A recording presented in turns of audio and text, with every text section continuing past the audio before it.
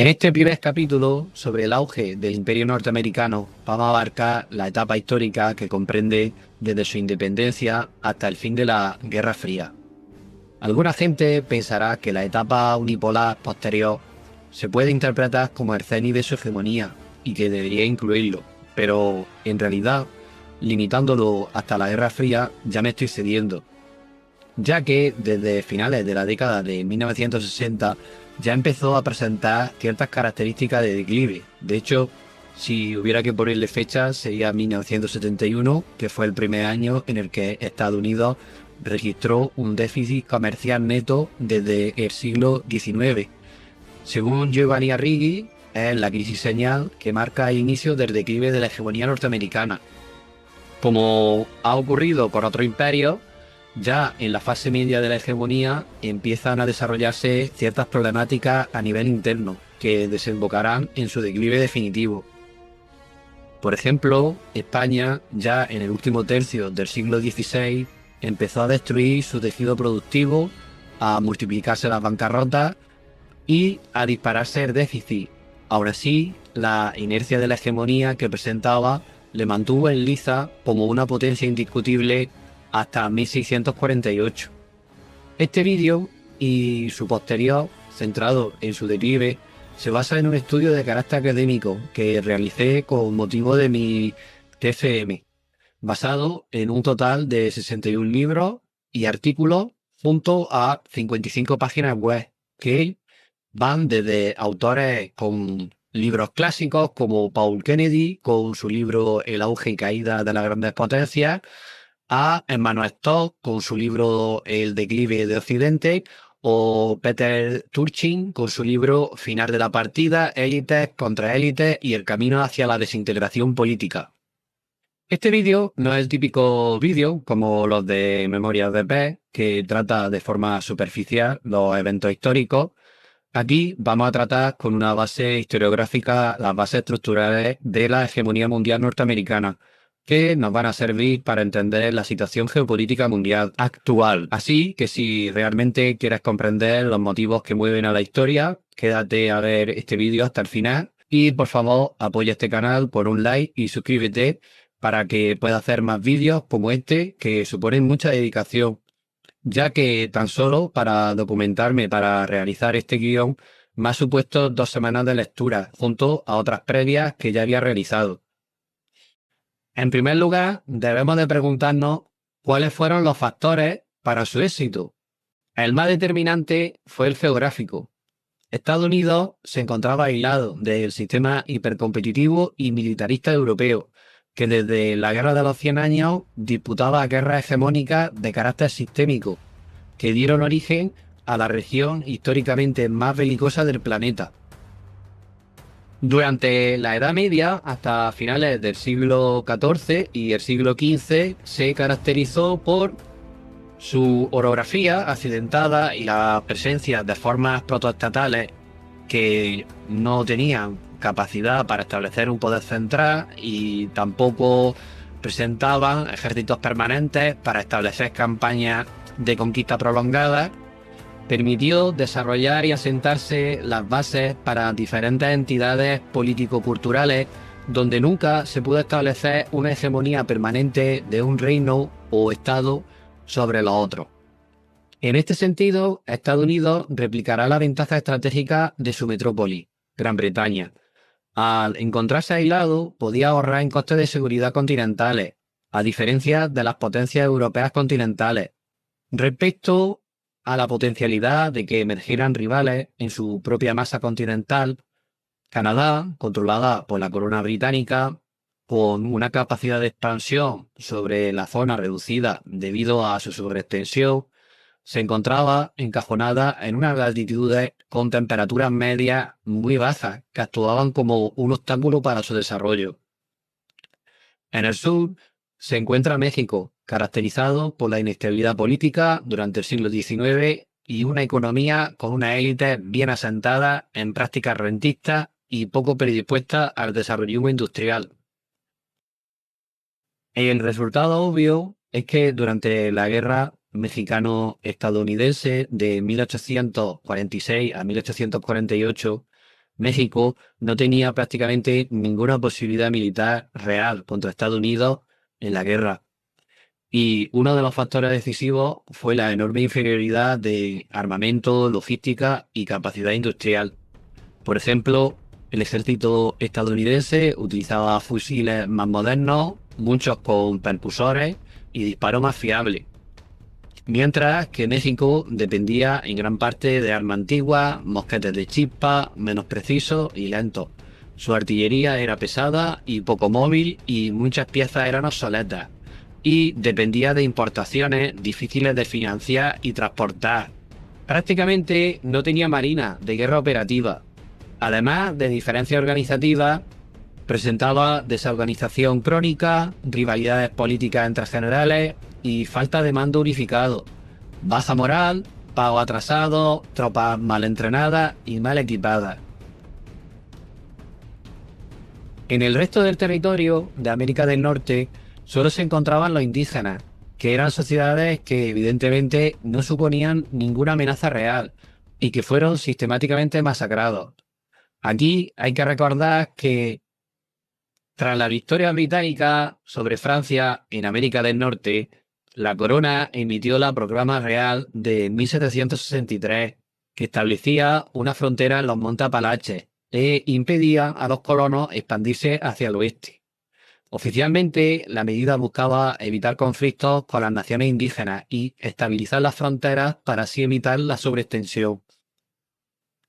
Generó descontento entre colonos y especuladores de tierra, ya que restringía el acceso al interior del continente, y se convirtió en una de las causas de la Revolución Americana, que suele convenientemente ignorarse. Por tanto, las proclamas sobre su independencia en nombre del anticolonialismo y la libertad esconden en el fondo un proyecto expansionista que será también colonial, pero esta vez liderado por ellos mismos. El resultado es que no solo recreó el aislamiento de la insularidad de la isla británica, sino que lo reprodujo en toda América del Norte, pudiéndolo denominar una isla continente. Así, ya sin enemigos potenciales, Estados Unidos centró su inversión militar principalmente en la marina y un reducido ejército de tierra que contaba aproximadamente con el 1% del PIB hasta 1914. También, como lo fueron los británicos, se caracterizó por ser una potencia marítima y a partir de la Segunda Guerra Mundial una potencia aeronaval. A diferencia de sus rivales potenciales en Europa, Estados Unidos contaba con una tierra virgen que nunca había sido realmente sobreexplotada, como por ejemplo la explotación minera y forestal de los romanos en el Mediterráneo, contando con abundantes recursos de carbón en los Apalaches, hierro en la zona de los Grandes Lagos y petróleo en el sur. Otro factor importante fueron las cuestiones políticas y culturales. La corona británica trató de reproducir en América un orden social de carácter aristocrático, como la sociedad señorial proyectada por Lord Baltimore en Maryland, pero sus esfuerzos fracasaron. La distancia, la escasez de tropas y la creciente autonomía local dificultaron el control directo. La población civil, habituada a la autogestión, comenzó a organizarse en asambleas y a invocar derechos individuales. La sociedad colonial era, en términos comparativos, más igualitaria que la inglesa, aunque profundamente excluyente respecto a los indígenas y africanos. Desde el siglo XIX, Estados Unidos otorgó patentes a inventores de orígenes sociales muy diversos, no solo a miembros de la élite. La mayoría de los titulares de patentes eran personas con poca educación formal o sin conexiones familiares de prestigio. Esta accesibilidad permitió que el talento, la creatividad y la iniciativa se transformaran en innovaciones concretas, muchas de las cuales dieron origen a nuevas industrias. Así, el país se convirtió en el entorno ideal para emprendedores como Thomas Edison y posteriormente para figuras de la revolución tecnológica, proyectando un modelo de innovación masiva imposible bajo sistemas más restringidos como los que existían en América Latina. Este proceso solo fue posible porque Estados Unidos desarrolló instituciones políticas más libres, estables y limitadas en el ejercicio del poder. A diferencia de Europa, Estados Unidos no tenía que enfrentarse al obstáculo del peso muerto de la historia que suponían la aristocracia. Sobre la cuestión de la ética protestante en relación con la teoría de Max Weber, en la actualidad está muy refutada y con razón. Mi opinión personal es que no es un factor determinista, si bien es un factor favorable para que se desarrolle una próspera economía productiva. Esta combinación de factores históricos, culturales, políticos y geográficos incentivaron un desarrollismo industrial en una tierra virgen que presentaba una amplia extensión y mucho potencial para invertir, con el objetivo de obtener altos rendimientos. Aunque primero, para despegar, definitivamente tuvo que hacer frente a un obstáculo que consistía en su origen dual, de un norte proindustrial y un sur agrícola. Aunque la mayoría de la gente se cree que la guerra de secesión norteamericana fue principalmente por la abolición de la esclavitud, eso pertenece más bien al legendario de Hollywood que a la realidad. ¿Y cuáles fueron realmente esas causas? Entre 1800 y 1850, la población aumentó de 5 a 23 millones. A la par, el número de mil millonarios en dólares actuales, hay que matizar, pasó de una media docena a un centenar, partiendo de una proporción entre población y millonarios en 1880. Para 1850, la cifra de mil millonarios por cada millón de habitantes se cuadruplicó. Entre 1820 y 1860, el salario relativo disminuyó aproximadamente un 50%. Dicha pauperización promovió la reducción de la esperanza de vida y de la altura media. Y, por supuesto, se tradujo en inestabilidad social. Mientras que entre 1820 y 1825 solo hubo una revuelta urbana cruenta, de 1855 a 1860 aumentaron hasta un total de 38. En dicho contexto se entrecruzan las dos realidades socioeconómicas que presentaba Estados Unidos. Por un lado, tenemos el norte, donde la presencia de la esclavitud fue mínima debido a su baja rentabilidad y donde se está desarrollando un incipiente desarrollo industrial y mercantil, mientras que la base socioeconómica del sur son plantaciones con mano de obra esclava. A la élite sureña le interesaba una política de aranceles bajos para exportar su algodón y estaban en contra de las inversiones públicas respecto a infraestructura, ya que no le eran necesarias, debido a que sus mercancías discurrían principalmente por los ríos, hasta llegar al mar, donde se proyectaban a los mercados mundiales. En lo que respecta a las élites norteñas, sus intereses entraban en conflicto con los del sur. Requerían desarrollar un mercado interno y una economía industrial. Para ello, debían de protegerse de la competencia exógena con altos aranceles, además de contar con una mayor inversión pública respecto a infraestructura. Aunque en vísperas de la Guerra de Secesión del 1861 al 1865, la población total del estado norteño se estimaba en aproximadamente unos 22 millones de personas, frente a los 9 millones en los estados sureños, donde unos 3,5 millones eran esclavos afroamericanos, que, pese a ser una población mucho más reducida en comparación con los norteños, los sureños tendían a dominar la política de Estados Unidos. Los votos de los hombres blancos sureños tenían un mayor peso debido a la clausura de los 3/5 de 1787, donde se contabilizaba a 3/5 partes de la población esclava, sin derecho a voto, evidentemente, para establecer un número de electores y representantes, llegando también a controlar la mitad del Senado. Por tanto, las causas de la Guerra de Secesión fueron un contexto de inestabilidad social en base a la pauperización de las clases populares, el aumento de la élite en relación con el aumento de cargos políticos, que se estancó desde 1835, lo que provocó una intensificación de la competencia por alcanzar cargos políticos que estaban mayoritariamente ocupados por élites ligadas a los intereses socioeconómicos sureños.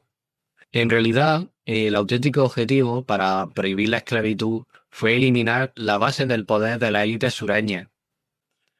La guerra de secesión se puede considerar la primera guerra total e industrial, y como tal, es totalmente determinante la capacidad industrial y la demográfica. La población del norte casi cuadruplicaba la del sur.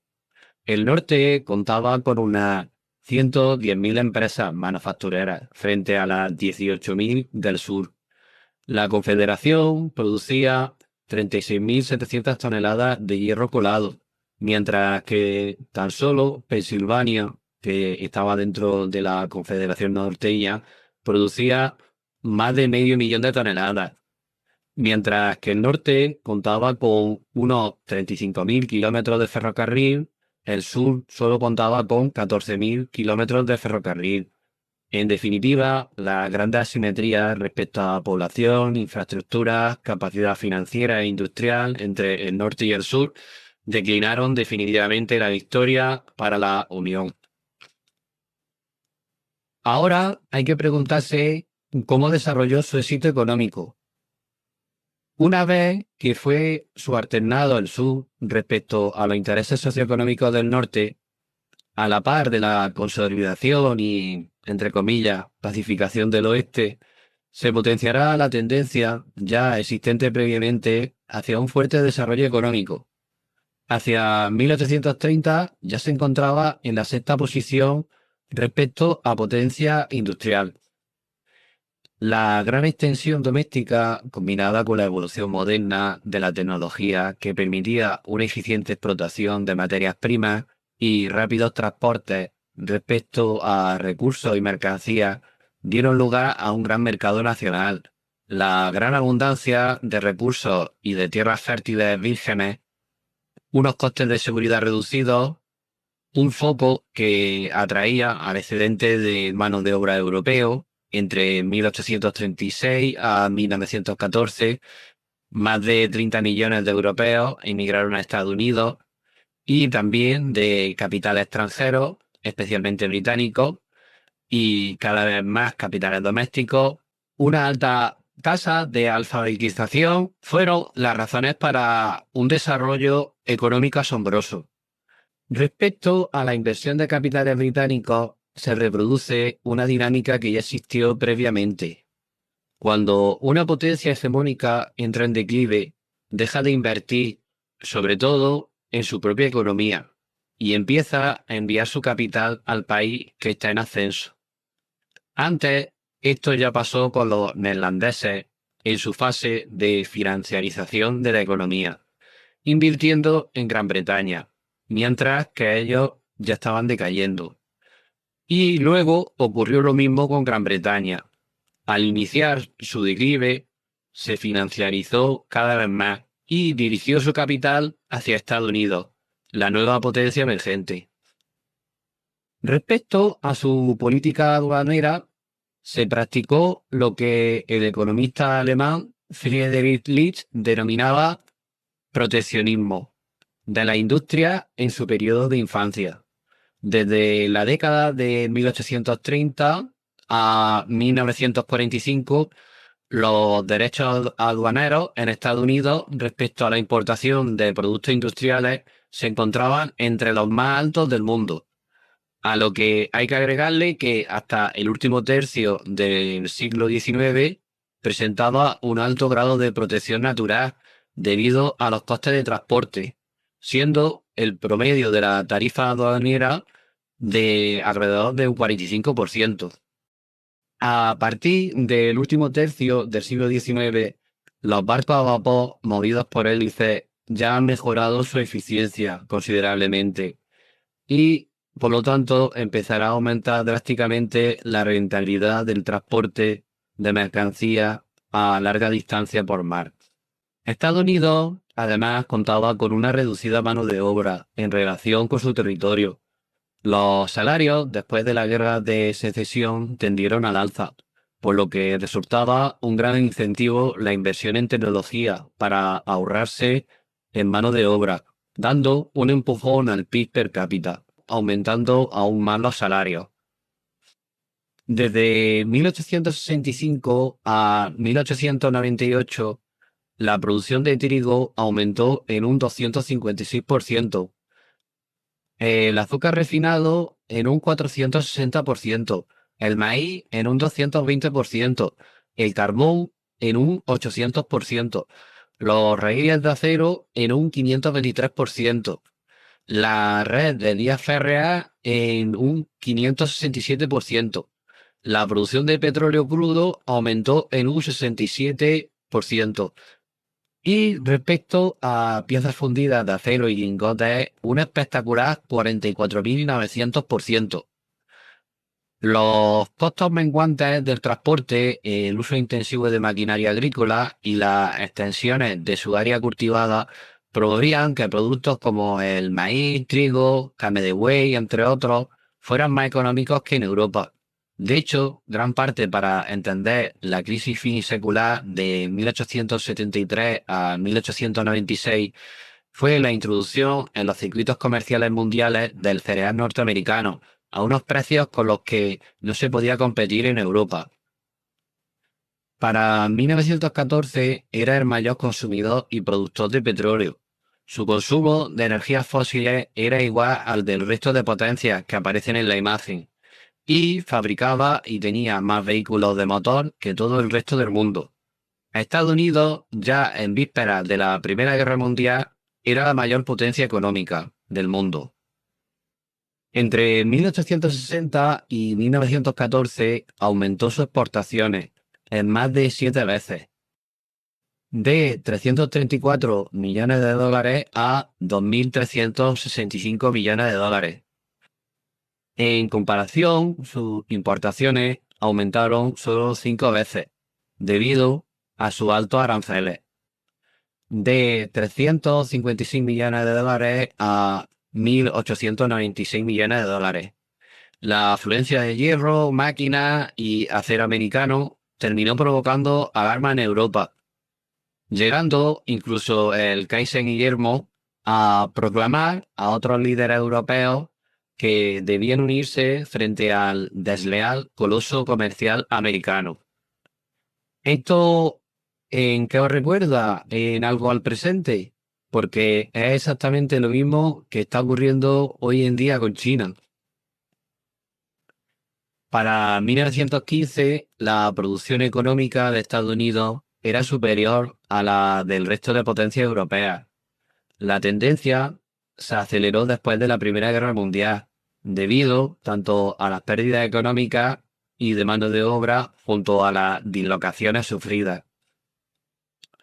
En definitiva, Estados Unidos presentaba las tres variables esenciales para la prosperidad de un país. Tenía una sociedad enérgica dispuesta a trabajar duro. Otro factor es que después de la guerra de secesión se encontraba relativamente cohesionada. Matizo lo de relativa porque abrió una herida en el país que su cicatriz perdura hasta hoy en día. Y de hecho hablaremos de ella en el episodio correspondiente de su declive. Y el último factor era una sociedad abierta a nuevas ideas. Estos factores estaban también presentes en las potencias previas, como España, Países Bajos y Gran Bretaña. Ahora vamos a pasar a hablar de sus primeros conatos imperiales. Aunque se suele hablar del imperialismo norteamericano después de la Segunda Guerra Mundial, como he mencionado, entre los factores para su independencia se encuentran sus objetivos expansionistas, y desde el último tercio del siglo XIX empezó a intervenir activamente en América y el Pacífico. Y bueno, entonces ahora hay que preguntarse cuáles fueron esas intervenciones. Pese a su gran mercado doméstico para el desarrollo capitalista de su economía, basada en el crecimiento ad infinitum, resultó insuficiente.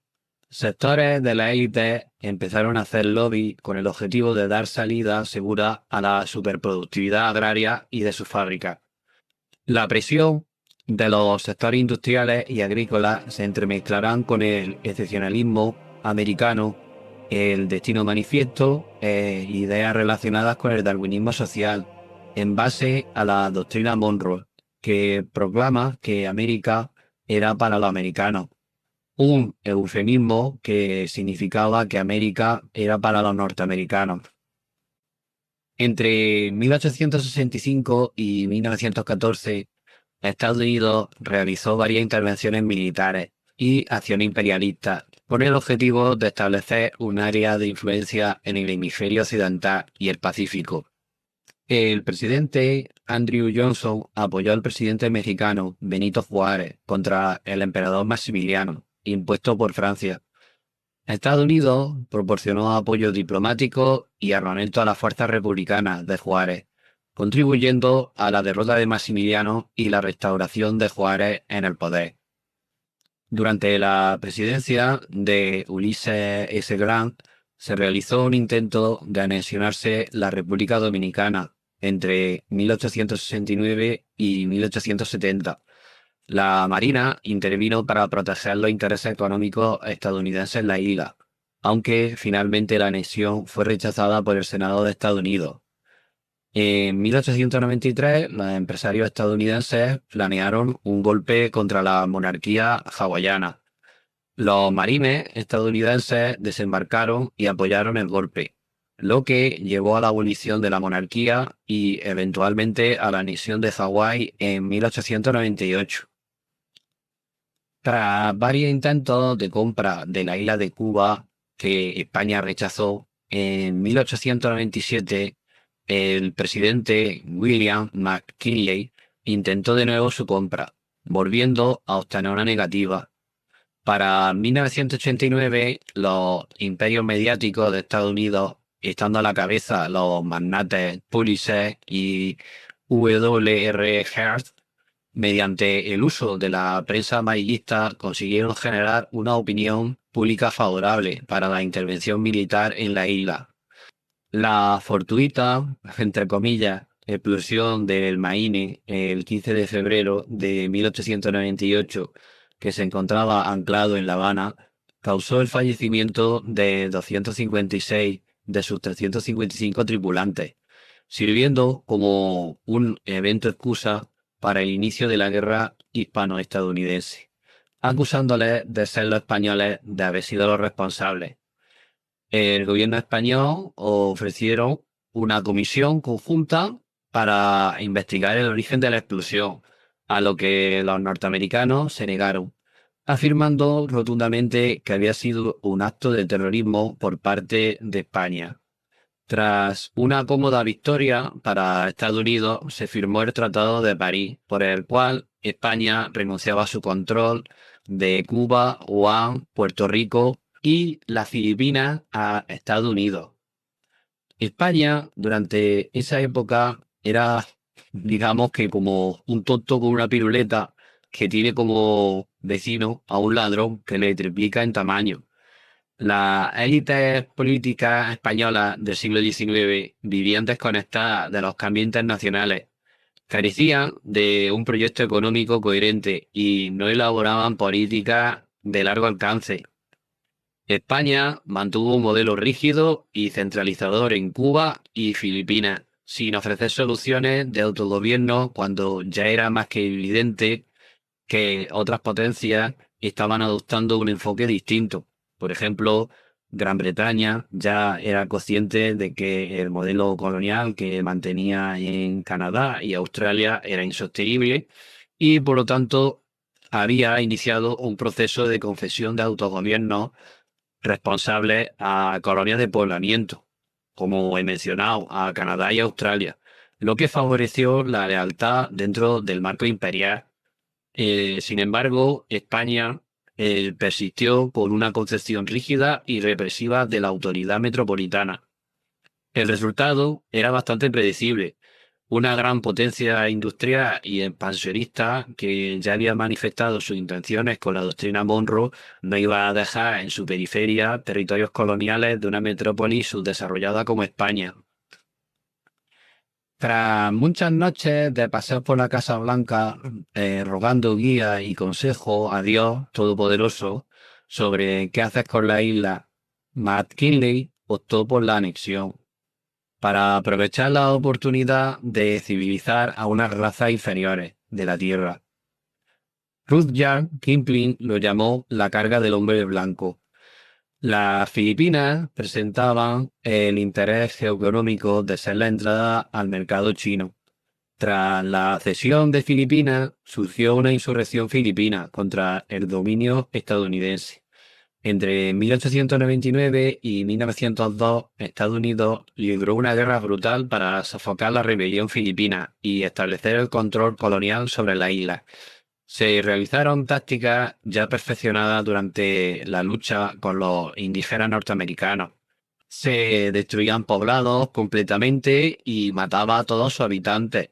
Cientos de miles de filipinos terminaron internados en campos de concentración tras el asesinato de 54 miembros de una guarnición norteamericana en la isla de Semar.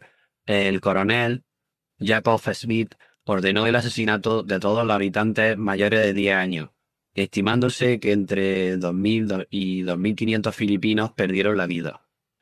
Según la nueva Constitución de Cuba, Estados Unidos ofreció a retirar sus tropas con la condición de que la nueva Constitución mantuviera el derecho de intervenir en los asuntos cubanos y supervisar sus finanzas y relaciones exteriores. Según la enmienda Platt, Estados Unidos alquiló a Cuba la base naval de la bahía de Guantánamo. Cuba obtuvo su independencia formal de Estados Unidos el 20 de mayo de 1902 como la República de Cuba, aunque a la práctica era un protectorado donde Estados Unidos externalizaba los gastos de protección coloniales en el propio gobierno cubano. Respecto a Puerto Rico, la ley Foraker de 1900 diseñó un gobierno civil que reemplazó al gobierno militar de ocupación. Fue administrado por el Departamento del Interior de los Estados Unidos y el gobernador era nombrado por el presidente de los Estados Unidos. Respecto a Guam, tuvo un destino parecido a Puerto Rico. Se integró como territorio norteamericano, construyendo una base naval bajo la jurisdicción de la Marina de los Estados Unidos. En 1903 apoyó e instigó la independencia de Panamá para que se separase de Colombia y así facilitar la construcción del Canal de Panamá. La presencia de la Marina de los Estados Unidos y el reconocimiento inmediato de la independencia panameña aseguraron el control estadounidense sobre la zona del canal, una infraestructura vital para el comercio mundial. Como he mencionado, con el dominio de Panamá y de ciertas zonas del Pacífico, se posicionará geográficamente como el eje central del comercio atlántico y del Pacífico. Desde 1912 hasta 1933, los marines estadounidenses ocuparon Nicaragua en varias ocasiones, debido a la inestabilidad política y para proteger los intereses del capital estadounidense. Establecieron gobiernos favorables. Además de estas intervenciones, también hubo varias intervenciones menores y presencia naval en otras regiones. En general, fue muy activo mediante su diplomacia en América. Por ejemplo, en 1895, durante la crisis fronteriza entre Venezuela y Gran Bretaña, Estados Unidos intervino diplomáticamente para mediar en el conflicto a favor de Gran Bretaña. Aquí ya se puede observar un realineamiento con Gran Bretaña, abandonando la hostilidad que presentaron ambas potencias después de independizarse Estados Unidos. Ahora vamos a pasar a la Primera Guerra Mundial. Sobre este conflicto existe la idea generalizada de que fue neutral en un principio, pero realmente fue así. ¿Y por qué intervino en la Primera Guerra Mundial? Pese a su reducido ejército terrestre, su poder naval, junto a su poderío económico, le habían permitido consolidar un área de influencia en el hemisferio occidental. pudiéndose considerar una gran potencia que formaba parte del sistema de grandes potencias, aunque no formará parte activamente ni de forma comprometida en su juego de alianzas, debido a su política relativamente aislacionista y pragmática. La Primera Guerra Mundial se puede considerar como un conflicto que no fue resuelto, teniendo en la etapa de entreguerra una especie de armisticio que continuará con la Segunda Guerra Mundial para ser resuelto definitivamente. Será la culminación fatídica de las guerras sistémicas por la hegemonía europea desde finales de la Edad Media. Lo mismo que el sistema interestatal e hipercompetitivo empujó a los estados europeos a mejoras económicas para sostener mejor las guerras, un desarrollo estatal y un incipiente desarrollo científico-técnico. En las guerras mundiales, dicha dinámica llevará a Europa a su destrucción y el inicio de su declive geopolítico. Vamos, en definitiva, las mismas características que propiciaron la hegemonía europea durante 500 años, a la larga la condenaron a su destrucción. El Imperio Británico se encontraba ya en declive. En 1913, su PIB manufacturero representaba el 13,6%, frente al sorpaso de Alemania, que ya contaba con un 14,8%. O estoy hablando de PIB manufacturero y no del PIB total, ya que puede resultar engañoso. Por ejemplo, los líderes europeos al principio de la guerra de Ucrania se cachondeaban de Rusia afirmando que tenía un PIB similar al de Italia. Pero realmente lo importante es que todavía conserva un 32% del PIB industrial, un porcentaje mucho más alto que la media europea y de Estados Unidos en la actualidad. Vamos, es que Estados Unidos tiene alrededor de un 10% y por eso hoy en día se puede explicar en gran medida la cuestión de Trump y de sus intentos de industrialización, que luego ya en el capítulo del declive lo trataremos con más detalle. El mayor problema respecto al régimen de acumulación británico fue la intensificación de la competencia intercapitalista, que se desarrollará durante el último tercio del siglo XIX. Dicha tendencia fue revertida durante la década de 1890 debido al aumento de los precios de las materias primas, que promovió la carrera armamentística, que terminaría desplegándose durante la Primera Guerra Mundial, todo ese armamento producido. Y muchas de esas materias primas se encontraban en las colonias. Existe una correlación entre la crisis finisecular de la década de 1870 y la intensificación del proceso colonial para obtener materias primas y apropiarse de mercados en los que las metrópolis podían vender el excedente de su producción industrial. El Imperio Británico había liderado las tecnologías del ferrocarril y los barcos a vapor, que fueron innovaciones tecnológicas que a corto plazo le sirvieron para que fuera la primera potencia industrial, pero que a la larga le conllevará un problema estratégico en base a su sobreextensión imperial. Me voy a explicar. El avance en transportes que lideró hizo que lugares alejados fueran mucho más accesibles. Anteriormente, si una potencia colonial se asentaba en un sitio y se fortificaba, era extremadamente difícil que le fuera arrebatada la plaza por parte de otras potencias rivales, debido a la lentitud, dificultades logísticas y operativas que existían, y donde en muchos casos la tropa invasora terminaba enfermando. Pero ahora, con las mejoras de transporte, en medicina y fitosanitaria, era mucho más fácil apropiarse de colonias ajenas. Por lo tanto, los costes de seguridad del Imperio Británico se dispararon.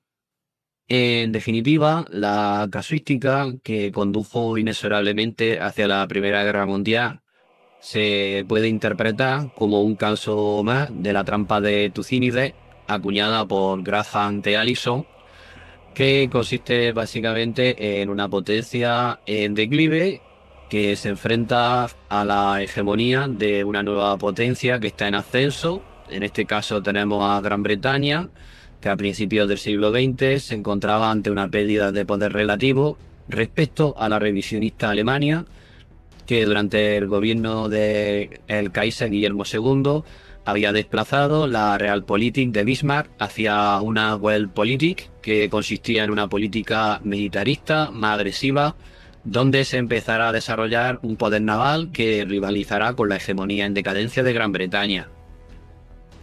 Básicamente, Alemania empezó a superar a los británicos, pero como se había unificado recientemente y junto a la política prudente de Bismarck, había entrado de forma tardía y poco consistente en el reparto colonial, y a finales del siglo XX se sentía más poderosa y exigía un reparto colonial más proporcional a su poder relativo. Bueno, y una vez explicadas las causas estructurales que dieron lugar a la Primera Guerra Mundial, vamos a centrarnos en Estados Unidos.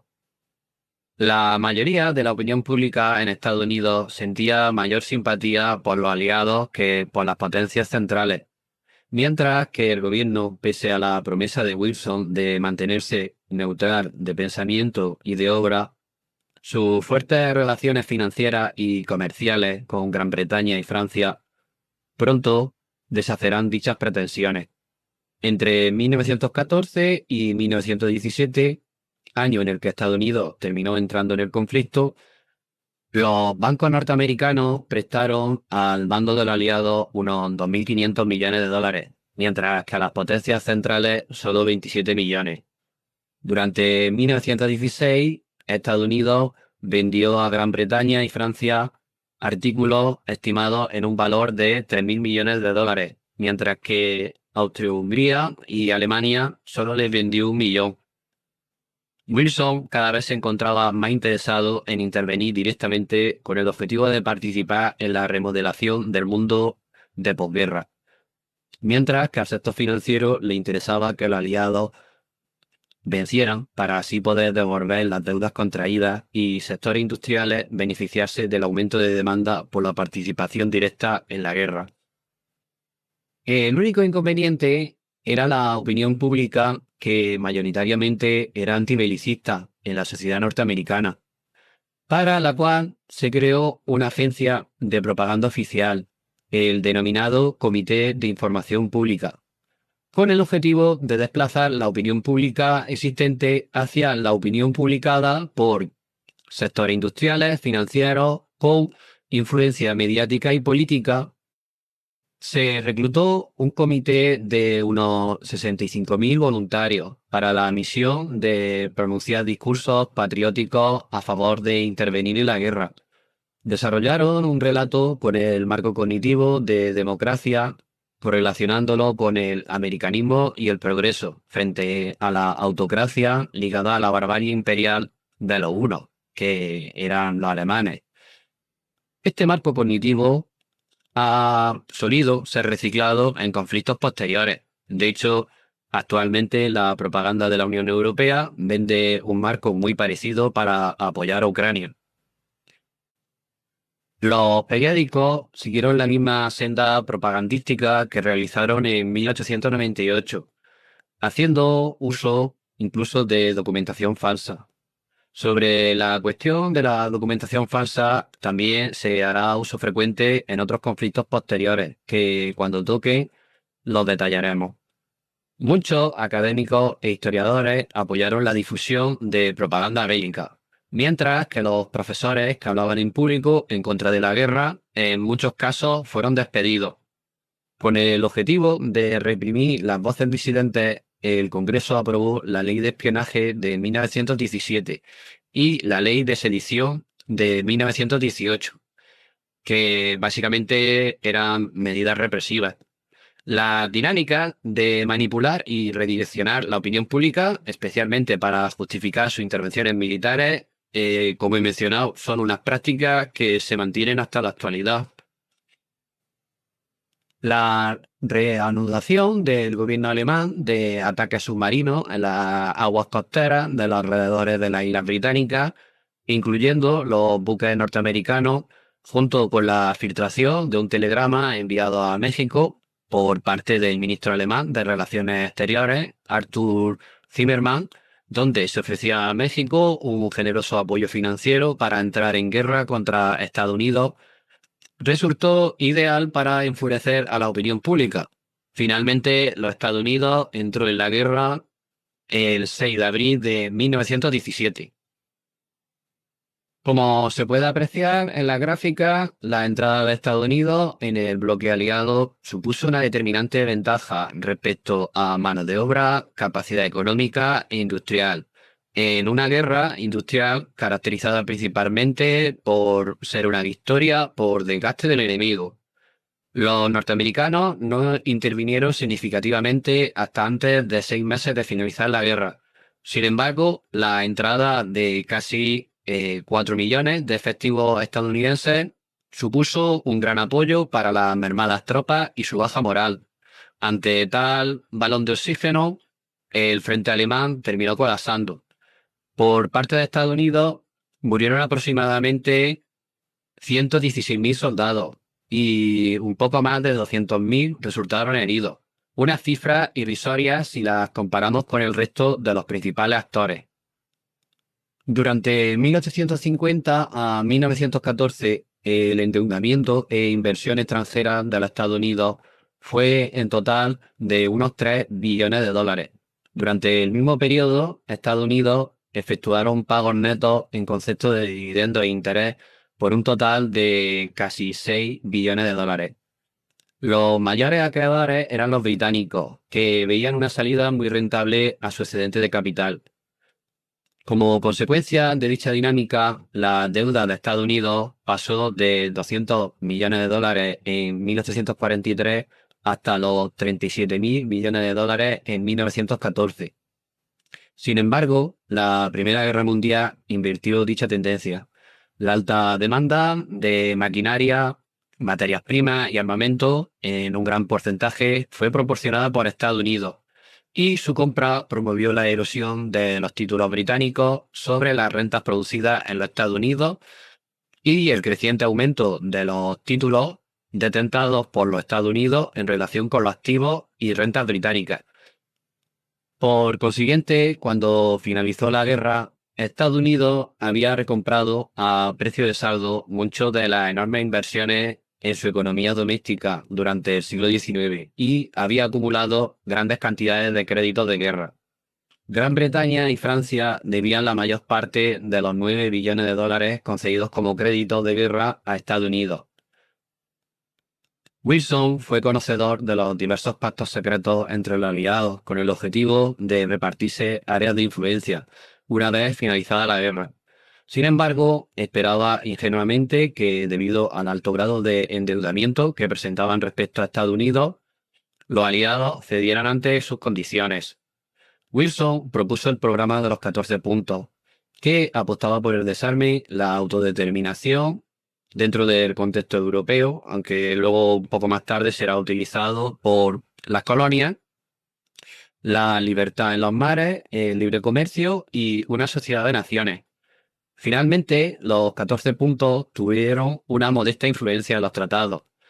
A su vuelta, tuvo críticas tanto por parte de la derecha como de la izquierda, dejando que el tratado y la sociedad de naciones se encaminaran hacia el fracaso, quedando solo a 7 votos de la ratificación en el Senado de Estados Unidos. En 1934 se creó la Comisión Mille, con el objetivo de investigar el papel y lucro que tuvieron los fabricantes de armamento en relación con la Primera Guerra Mundial. Aunque se descubrieron pruebas de prácticas comerciales cuestionables y de gran influencia económica, la comisión no pudo proporcionar pruebas concluyentes de que la industria de armamento hubiera dictado directamente la entrada de Estados Unidos en la guerra. Entre 1915 y 1918 habían recibido encargos por un valor total de 1.245 billones de dólares, lo que le había supuesto un aumento de un 1.130% más de beneficio que en los 4 años anteriores a la guerra. Durante el conflicto, los dividendos por acción de las empresas como los de DuPont habían subido hasta un 458%.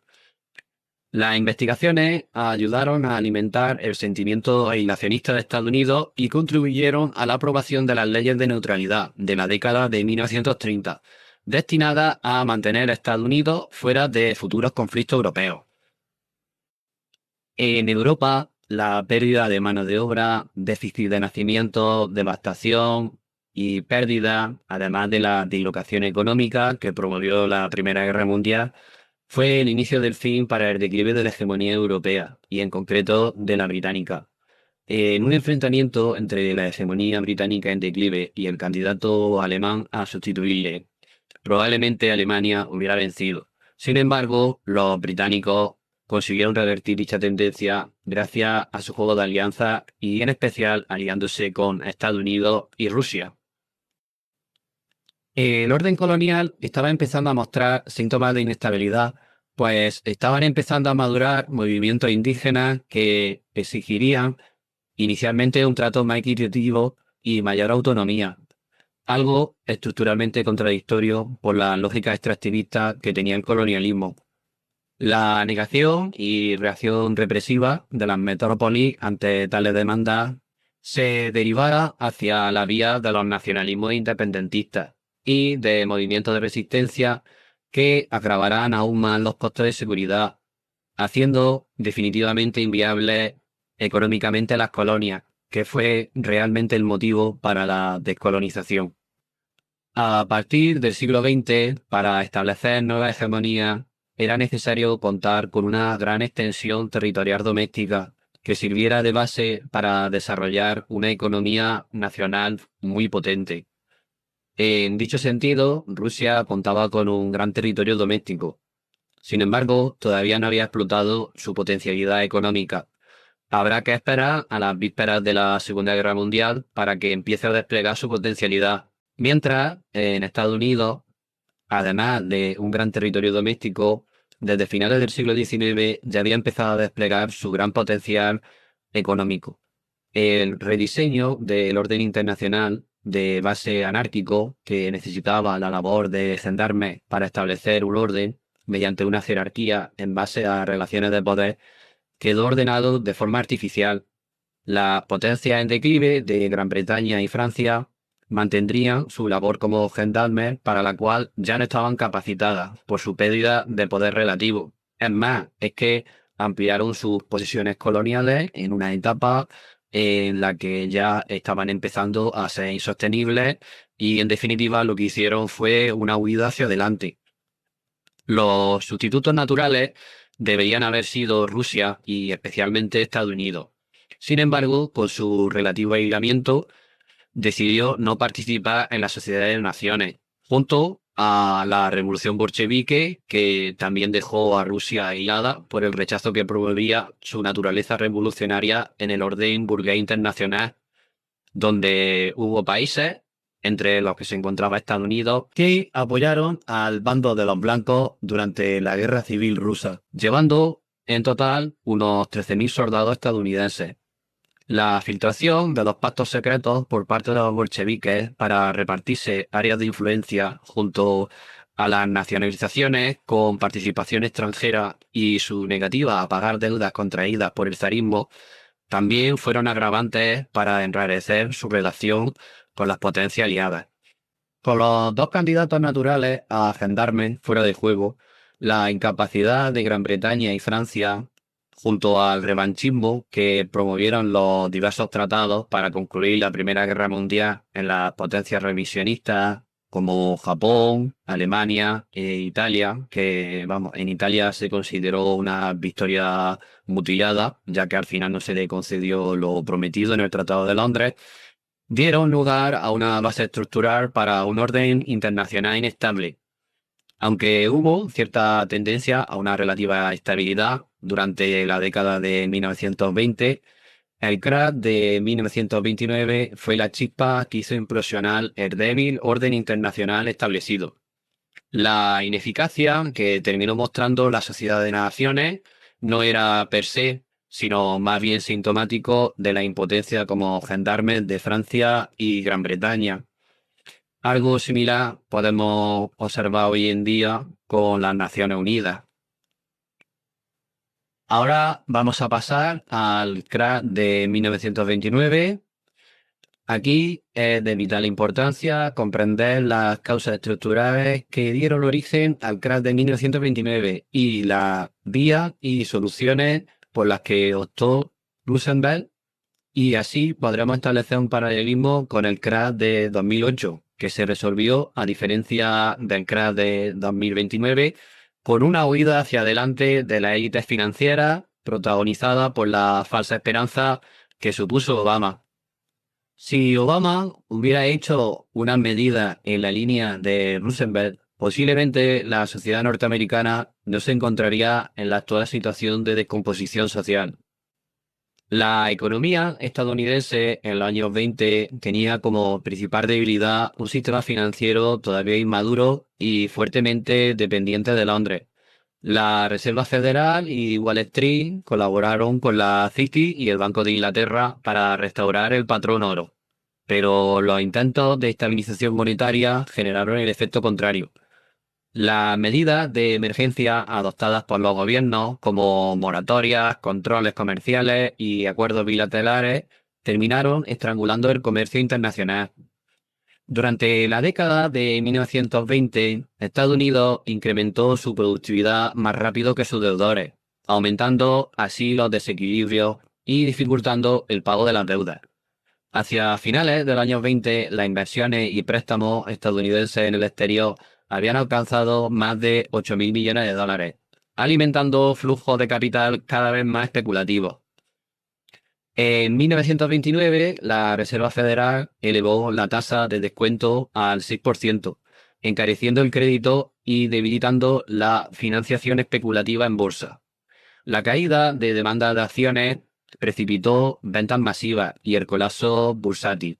Al reclamar los bancos estadounidenses sus préstamos en Europa, el flujo de capital se redujo drásticamente. Washington congeló las nuevas inversiones y préstamos, mientras que los países afectados adoptaron controles de cambio y devaluaciones para frenar la fuga de capitales.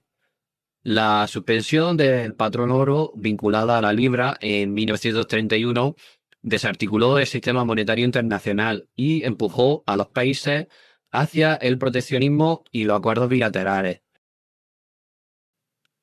Como conclusión, tras la Primera Guerra Mundial, la economía internacional quedó profundamente desajustada. Los sistemas monetarios eran inestables, varios países europeos sufrieron fuertes brotes inflacionarios y el comercio mundial quedó distorsionado por deudas, reparaciones y proteccionismo. En medio de esta incertidumbre, el capital buscó refugio en mercados financieros cada vez más desregulados. En Estados Unidos, la Reserva Federal mantuvo durante buena parte de la década tasas relativamente bajas para la época, en torno al 3% entre 1924 y 1927, lo que alimentó un rápido crecimiento del crédito y una especulación bursátil masiva. Cuando en agosto de 1929 la Fed elevó la tasa de descuento hasta el 6%, el coste del crédito se duplicó y la maquinaria especulativa dejó de ser sostenible. El flujo de dinero nuevo se frenó y las acciones comenzaron a desplomarse. Desde un punto de vista estructural, la dinámica que llevó al crash de 1929 se asemeja a la de un esquema Ponzi espontáneo. Los precios solo se sostenían mientras entraban nuevos participantes financiados con crédito barato. Cuando este se agotó, todo el edificio colapsó. Existe un claro paralelismo con el crash de 2008. Tasas de interés bajas, un sector financiero insuficientemente regulado y una expansión crediticia que infló activos muy por encima de sus fundamentos. En ambos casos, la burbuja dependía de la entrada continua de capital y se derrumbó cuando las condiciones financieras cambiaron. Después del estallido de la burbuja bursátil, el presidente Hoover confió en que la economía se corregiría sola. Su visión, influida por el liberalismo ortodoxo de la época, sostenía que los mercados eran esencialmente autorregulables y que la intervención estatal debía de ser mínima. Este es un buen ejemplo histórico de fanatismo ideológico que no se ajustaba a la realidad y que terminó provocando una crisis sistémica que generó una espiral deflacionista que terminó destruyendo la economía productiva. La deflación no es simplemente una caída de precios, es un proceso dinámico que se retroalimenta. Todo comenzó con la reducción del gasto de familias y empresas. Después del crash, millones de estadounidenses perdieron ahorros, empleo o acceso al crédito, por lo que disminuyeron drásticamente su consumo. Las empresas, al vender menos, respondieron bajando precios para intentar mantener la demanda. Sin embargo, esta bajada de precios desencadenó un mecanismo perverso. La deuda se volvió más pesada. Si los precios y los ingresos caen, pero las deudas nominales no cambian, el peso real de estas deudas aumenta. Este fenómeno provocó quiebras masivas entre agricultores, comerciantes, industrias y bancos. A medida que las empresas se hundían, reaccionaban recortando costes. Por ejemplo, bajaban salarios, reducían jornadas o despedían trabajadores. Pero esta estrategia, aplicada de forma generalizada, no resultaba en un equilibrio. Simplemente disminuía aún más la demanda agregada. Con menos ingresos, los consumidores compraban menos, lo que obligaba a nuevas rebajas de precios y generaba más desempleo. Este círculo vicioso se repetía una y otra vez, profundizando el colapso económico. La situación se agravó por el colapso del sistema bancario. La deflación redujo el valor de los activos y aumentó la morosidad, provocando quiebras bancarias en cadena. Sin seguro de depósito, millones de personas retiraron su dinero por miedo a perderlo, lo que provocó aún más cierre de bancos. Cada banco que caía eliminaba una parte del crédito disponible y sin crédito no podían financiarse inversiones, cosechas, inventarios ni salarios. La economía productiva quedó sin oxígeno. Lejos de contrarrestar este proceso, Hoover mantuvo políticas que reforzaban la contracción. Buscó equilibrar el presupuesto federal mediante recortes de gasto en plena depresión, lo que redujo aún más la demanda. Aprobó en 1930 el arancel Smoot-Hawley, que desencadenó represalias internacionales y hundió el comercio mundial, intensificando la sobreproducción y la caída de precios. Las ayudas públicas fueron insuficientes y tardías, y no se adoptaron programas masivos de empleo o rescates bancarios efectivos. El resultado fue una espiral deflacionista completa. Menos gastos, precios más bajos, deudas más pesadas, quiebras empresariales, despidos masivos, hundimiento del crédito y nueva caída del gasto. Entre 1929 y 1933 los precios cayeron casi un tercio. Después del colapso bursátil de 1929, la mayoría de los gobiernos reaccionaron priorizando exclusivamente sus propios intereses nacionales. Adoptaron aranceles, restricciones comerciales y políticas de cierre económico con la esperanza de proteger su industria y su empleo. Esta lógica de sálvese quien pueda tuvo el efecto contrario al deseado. Al elevar barreras comerciales, cada país redujo las exportaciones del resto y desencadenó una cadena de represalias que contrajo aún más el comercio internacional.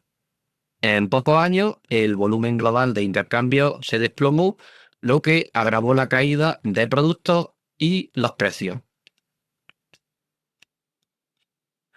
El problema de fondo era que la crisis no era local, sino sistémica a nivel mundial. La economía de la posguerra ya funcionaba como una economía mundo, basada en flujos interdependientes de crédito, comercio y capital. Ninguna nación podía estabilizarse por sí misma si sus socios comerciales estaban hundiéndose al mismo tiempo. Para frenar la depresión había sido necesaria una acción conjunta, es decir, acuerdos para evitar guerras comerciales, políticas coordinadas de estímulo, mecanismos internacionales de crédito y una reorganización de las deudas de guerra. Como esta cooperación nunca llegó, cada medida unilateral agravó los problemas del conjunto y la recesión se convirtió en una depresión global. La deflación terminó no gracias a la inercia del mercado, sino por la intervención estatal decidida por el New Deal y, de manera aún más decisiva, por el enorme estímulo fiscal y productivo generado durante la Segunda Guerra Mundial. Fue entonces cuando la demanda se reconstruyó, el crédito se restableció y la economía logró salir del pozo en el que la espiral deflacionista había hundido al país. Para 1933, la producción mundial había caído más de un 25%, con Estados Unidos y Alemania como principales perjudicados. El primero perdió la mitad de su PIB y alcanzó un desempleo del 25%. El segundo sufrió una caída del 20%. Cuando hablo de estos PIB, hablo del PIB industrial, y un desempleo del 30%. En Estados Unidos, las investigaciones del Senado revelaron fraudes y prácticas abusivas de los grandes bancos, lo que alimentó una profunda pérdida de confianza pública hasta el punto de que la prensa empezó a calificarlos como banksters, en referencia a banqueros que actuaban con prácticas típicas de gángster. En este clima de descontento social, y mientras Roosevelt hacía campaña incorporando propuestas de movimientos progresistas, el país vivió un aumento notable de la conflictividad laboral, con más de 4.700 huelgas registradas. Franklin Delano Roosevelt llegó al poder en 1933 en medio de la Gran Depresión, y su objetivo central fue reconstruir la economía estadounidense mediante una serie de reformas que él mismo y otros contemporáneos describieron como pasos hacia una democracia económica. Con esta expresión se referían a un modelo en el que la economía funcionara de manera más equitativa y estable, limitando los excesos del capitalismo desregulado que habían conducido al colapso en 1929. El New Deal, conjunto de políticas impulsadas por Roosevelt, buscaba devolver la confianza al sistema financiero, proteger a los trabajadores, expandir las garantías sociales y reducir la concentración del poder privado en sectores claves como la banca, la industria y las comunicaciones. En este contexto, una de las reformas más importantes fue la ley Glass-Steagall, aprobada en 1933 como parte del Banking Act. Esta norma introdujo una separación estricta entre la banca comercial, dedicada a depósitos y préstamos, y la banca de inversión, enfocada en actividades especulativas. Se trataba de impedir que los bancos utilizaran los depósitos del público para operaciones arriesgadas en los mercados financieros, una práctica que había contribuido al desplome en 1929. Además, la ley creó la Federal Deposit Insurance Corporation, que garantizaba los depósitos bancarios y ayudó a frenar el pánico financiero que había arrasado con miles de bancos durante la crisis. Otra reforma crucial, aunque menos recordada, fue la creación de un marco regulatorio para las comunicaciones, a través de la Communication Act de 1934. Esta legislación desempeñó el papel semejante a establecer que en el espacio de las comunicaciones, que era un bien público, se debía de servir al interés general. La ley creó la Federal Communication Commission, encargada de regular la radio, el teléfono y posteriormente la televisión. Tenía como misión evitar la concentración excesiva de licencias y garantizar que los medios operaran de forma plural y responsable. Aunque muchas de las políticas de pluralidad mediática más conocidas, como la Fairness Doctrine, surgieron después, estas se apoyaron directamente en el marco regulatorio y en la filosofía inaugurada por la legislación de 1934. Roosevelt desarrolló además un conjunto de reformas sociales y laborales, destinadas a otorgar más poder y protección a los trabajadores. La National Labor Relations Act de 1935 reconoció el derecho a sindicalizarse y estableció mecanismos para la negociación colectiva, lo que fortaleció la posición de los trabajadores frente a las grandes empresas.